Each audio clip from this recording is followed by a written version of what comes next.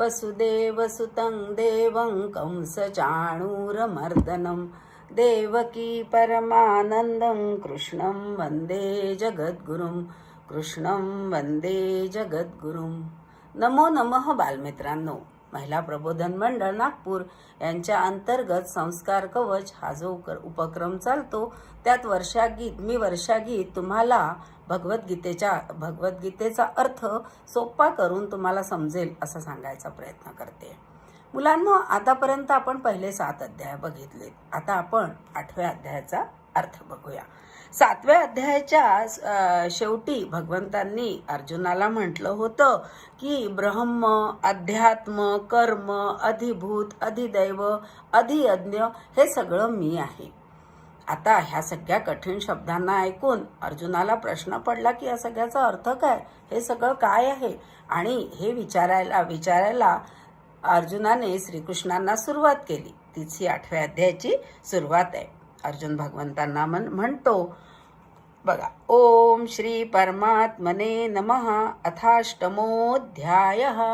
अर्जुन उवाच, किं तद्ब्रह्म किमध्यात्मं किं कर्म पुरुषोत्तम अधिभूतं च किं प्रोक्तम अधिदैवं किमुच्यते.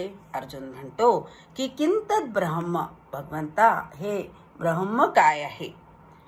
तर या अर्जुनाने प्रश्न विचारल्यावर भगवंतांनी त्यांचा तो आवडता शिष्य असल्यामुळे आनंदाने उत्तर द्यायला सुरुवात केली. तर सगळ्यात पहिले भगवंत म्हणतात, अक्षरम ब्रह्म परमम. हे ब्रह्म जे आहे हे अक्षर आहे, हे कधीही न संपणार आहे. बघा, आपण सृष्टीत आपल्या आजूबाजूला ज्या पण सगळ्या गोष्टी बघतो त्या कधी ना कधी नष्ट होतात.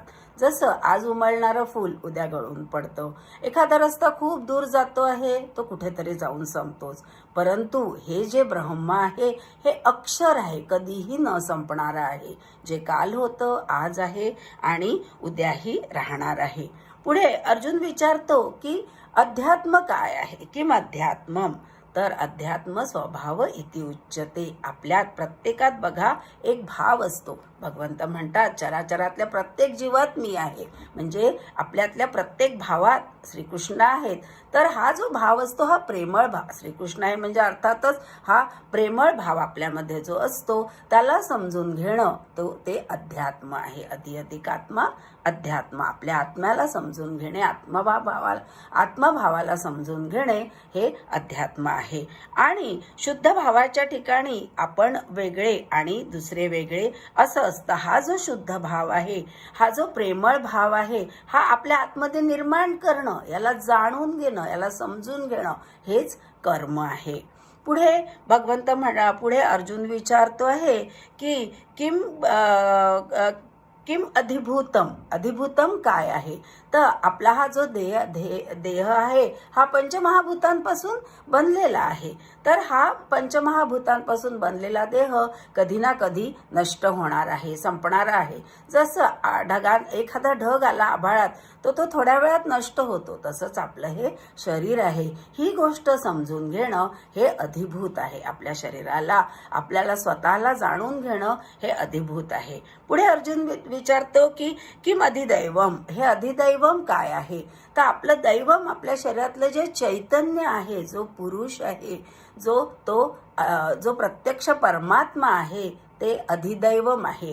प्रत्येक दैवी संपदा आपल्यामध्ये आहे, प्रेम, लोभ, कोणासाठी प्रेम असणं, दया, क्षमा, शांती हे इत्यादी चांगले गुण असणं हेच दैवी संपदा आपल्या आत्म्यात आहे. तीच दैवी संपदा आहे, अधिदैवम आहे. आणि पुढे अर्जुन भगवंतांना विचारतोय, अधियज्ञ कथम कोत्र देहेस्मिन मधुसूदन प्रयाण काले च कथम नेयोसी नियतात्म भिही. म्हणजे अधियज्ञ हा कुठे आहे शरीरामध्ये. तुम्ही म्हटलं हा शरीरात आहे अधियज्ञ, तर हा कुठे आणि कसा आहे. आणि आपले प्राण त्याग करताना आपण याला कसं जाणायचं, परमेश्वराला कसं जाणायचं.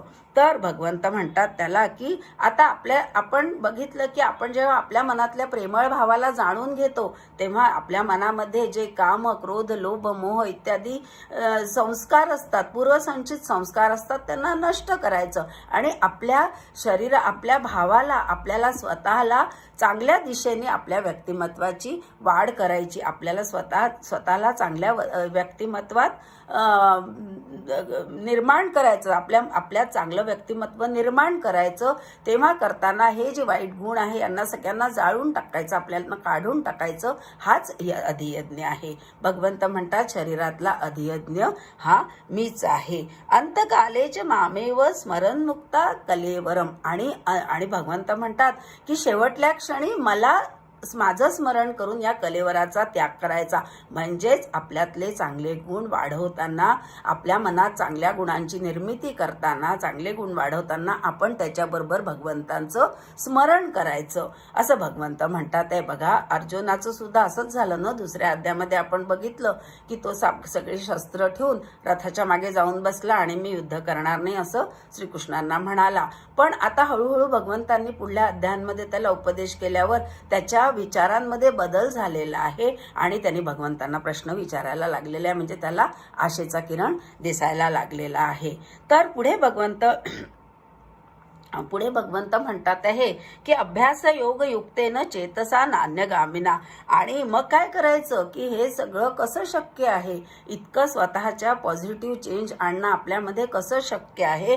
तर अभ्यास योग युक्तेनं सततच्या अभ्यासाने चांगले विचार करायचे, मुलांना चांगली चांगली पुस्तकं वाचायची, आपल्या थोर पुरुषांचे चरित्र वाचायचे आणि असं चांगल्या विचारांचं सतत स्मरण केल्यामुळे मनामध्ये आपोआपच चेतसा नान्य गामिना, आपल्या मनाला दुसरीकडे विचारांना भरकटू द्यायचं नाही, विचारांमध्ये दुसऱ्या गोष्टींचं स्मरण होऊ द्यायचं नाही, चित्तात कायम भगवंतांचं स्मरण करायचं. अशामुळे आपल्यातला दिव्य पुरुष निर्माण होऊ शकतो. अशा प्रकारे भगवंतांनी या गोष्टींचा अर्थ सांगितलेला आहे.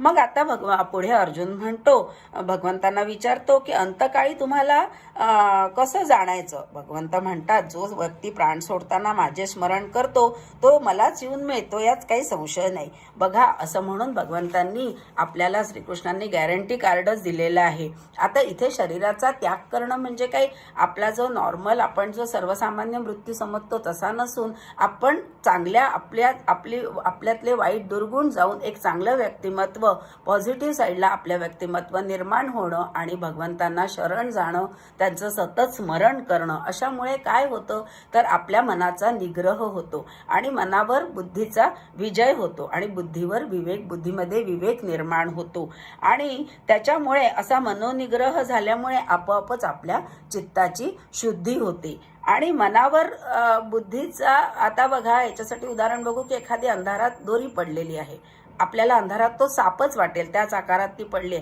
आपण आपोआपच मागे होऊ. म्हणजे आपल्या दृष्टीवर मनाचं साम्राज्य होतं, आहे की नाही. आणि पण जेव्हा अंधार जाऊन उजेड झाला तर आपल्याला लक्षात आलं की दोरी आहे, म्हणजे आपल्या बुद्धीचा विवेक जागृत झाला आणि लक्षात आलं की ती दोरी आहे. म्हणजेच अशाच प्रकारे अज्ञानाचा अंधकार ज्ञानाने दूर झाल्यावर आपल्या बुद्धीतला विवेक जागृत होतो आणि आपलं चित्त शुद्ध होतो. आणि पण असं करत असताना कुठेतरी एखाद्या मनात, चित्तामध्ये काहीतरी चुकीचा विचार आला की आपोआपच व्यक्ती त्या दिशेला भरकटत जाऊ शकते. आपण एक छोटीशी गोष्ट बघू की भरत मुनी जे होते ते खूप तपश्चर्या त्यांनी केली होती, साधना त्यांची सफल झाली होती. अरण्यात राहून एकदा ते नदी किनारी गेले, आंघोळीला गेले होते, तर त्यांना नदीच्या प्रवाहाबरोबर एक हरणाचं पिल्लू वाहत येताना दिसलं. त्यांनी लगेच जाऊन त्या पिल्लाला बाहेर आणलं, त्याला स्वच्छ केलं, त्याची सेवा केली आणि मग रोज ते त्याच्याशी खेळायला लागले. आपोआपच त्यांच्या मनाचा एक धागा त्या हरणाच्या पिल्लात गुंतला आणि मग रोज ते त्याचं स्मरण करायला लागले आणि त्यांना काळजी वाटायला लागली की माझ्यानंतर या पिल्लाचं कोण करेल. आणि असंच एक दिवशी त्यांना मृत्यू आला आणि मग पुढे काय झालं, त्यांना पुढला जन्म हरणाचाच मिळाला, कारण अंतसमयी त्यांच्या मनात त्या हरणाच्या पिल्लाचेच विचार होते, त्यांचं मन त्याच्यातच गुंतलेलं असतं. ज्ञानेश्वर माऊली आपल्याला म्हणतात, तू मन बुद्धी साचेशी जरी माझी या स्वरूपी अर्पसी, तरी मातेची गा पावसी. ही माझी भाक, म्हणजे ही माझी गॅरंटी आहे की तुम्ही आपल्या मनावर बुद्धीचं नियंत्रण ठेवलं तर तुम्ही नक्कीच तरुण जाल, मला प्राप्त कराल. म्हणजे मुलांनो, तुमच्यासाठी तुमचं करिअर हेच ध्येय आहे, पण त्यासाठी सतत अभ्यास करणं आणि प्रयत्न करणं आणि नेहमी आपल्या ध्येयाचंच सतत स्मरण करत राहिल्यामुळे आपोआपच भगवंत सुद्धा तुम्हाला यश मिळायला मदत करतात, तुमचं यश तुम्ही प्राप्त करत जातात. तसंच अर्जुनाला श्रीकृष्ण म्हणतात की तू माझं स्मरण कर आणि युद्ध कर. आता खरं म्हणजे दोन्ही अगदी विरुद्ध गोष्टी आहे, पण जर तुम्ही कुठलेही कार्य करत असताना तुम्ही तुमचे कर्तव्य कर्म करतच राहा आणि त्याबरोबरच भगवंतांचं स्मरणही करा. त्याच्यामुळे काय होतं तर आपलं सततच्या अभ्यासाने आपलं मन स्थिर होतं, निर्मळ होतं आणि समर्थ होतं, म्हणजेच आपल्यातला आत्मविश्वास वाढतो. नदी बघा किती खळाळून आणि वेगाने वाहत असते, पण ती जेव्हा समुद्रात मिळते तेव्हा किती शांत होतं तिचं पाणी आणि मागे परतूनही येत नाही. पुढे भगवंतांनी अर्जुनाला ध्यान करण्याबद्दल सांगितलं आहे. परमात्म्याचं रूपाचं ध्यान करायला सांगितलंय, जो नित्य नवीन असतो. जसा काल उगवलेला सूर्य आज सुद्धा काल मावळलेला सूर्य जेव्हा आज उगवतो तेव्हा तो आपल्याला नवीनच भासतो ना, तसाच हा परमात्मा सुद्धा नित्य नवीन असतो. तसंच पुढे भगवंतांनी अर्जुनाला भक्तीबद्दल सांगितलेलं आहे की हे सगळं केव्हा साध्य होऊ शकतं, कसं साध्य होऊ शकतं, तर आपली एखाद्या ठिकाणी भक्ती असायला हवी, श्रद्धा असायला हवी, त्या गोष्टीबद्दल विश्वास असायला हवा, की तुम्हाला विश्वास असायला हवा की मी माझा नियमित अभ्यास करण्याने मला नक्की यश मिळेल, आणि या श्रद्धेनी आणि या भक्तीनी तुम्ही प्रयत्न करायला हवं. त्याच्यासाठी आपण बघू, प्रभू रामचंद्रांची जेव्हा शबरीची भेट झाली तेव्हा शबरी श्रीरामांना म्हणते की भक्ती 2 प्रकारची असते, एक मर्कट भक्ती, दुसरी मार्जार भक्ती. मर्कट भक्ती बघा, मर्कट भक्ती म्हणजे माकडिणीचं पिल्लू तिच्या पोटाला घट्ट धरून असतं आणि मांजरीचं पिल्लू ज्याला माहिती नसतं की मी कुठे जातो आहे, तोंडात तिने मांजरीने आपल्या दातांमध्ये धरलेलं असतं आणि त्याचं रक्षण करत असतं, पण दोघंही कम्फर्टेबल असतात. अशा अवस्थेत सुद्धा दोघंही कम्फर्टेबल असतात. तीच भक्ती असते, तोच विश्वास असतो. भगवंत म्हणतात, अखंड माझ्यासोबत असे तुम्ही राहा. आणि जेव्हा आता खरं म्हणजे प्रभू रामचंद्रांची शबरी अगदी लहानपणापासून वाट बघत होती, पण ते तिला केव्हा भेटले, जेव्हा ती म्हातारी झाली. पण तिची श्रद्धा आणि भक्ती किती प्रबळ होती हे याच्यावरून दिसतं. अशा प्रकारे पुढे भगवंतांनी अर्जुनाला हे पण सांगितलंय की मृत्यू कोणत्या समयी आलेला चांगला असतो. जसं उत्तरायणात मृत्यू आलेला म्हणजे जेव्हा सर्वत्र प्रकाश असतो, म्हणजेच पुन्हा तेच की मृत्यू म्हणजे आपल्यात चांगलं व्यक्तिमत्व तयार होत असताना सगळीकडे प्रकाश असावा, म्हणजेच आपला अज्ञानाचा अंधकार दूर झालेला असावा, शुक्ल पक्ष असावा, म्हणजे सगळीकडे प्रकाश आणि पावित्र्य, सगळीकडे पवित्रता असायला हवी. अशा प्रकारे मुलांनो, हा 8वा अध्याय आपण इथेच थांबूया आणि ओम तत्सदिति श्रीमद्भगवद्गीतासु उपनिषत्सु ब्रह्मविद्यायां योगशास्त्रे श्रीकृष्णार्जुन संवादे अक्षरब्रह्मयोगो नाम 8मो अध्यायः. ओम.